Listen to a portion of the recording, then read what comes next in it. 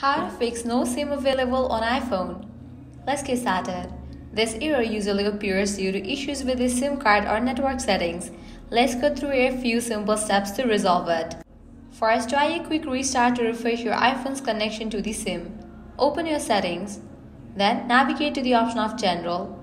Scroll all the way down, click on Shutdown. You'll get the slider. Slide that icon to the right to turn off your phone. Once you turn off your phone, wait for a few minutes and then turn it back.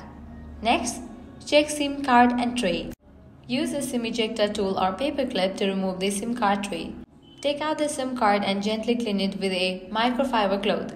Reinsert the SIM card carefully, ensuring it's seated properly, and push the tray back into the phone. Next, enable your airplane mode. For that, you can head towards your control center. Tap on the airplane icon. Now wait for a few minutes and then toggle it off. If none of these solutions work, what you can do is reset network settings. For that, launch your Settings app. Navigate to the option General, click on Transfer or Reset iPhone, click on Reset Network Settings.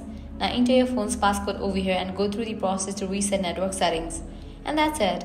With these steps, you should be able to resolve the no SIM available error on your iPhone. If this video helped, don't forget to like and subscribe for more quick fixes. Thanks for watching.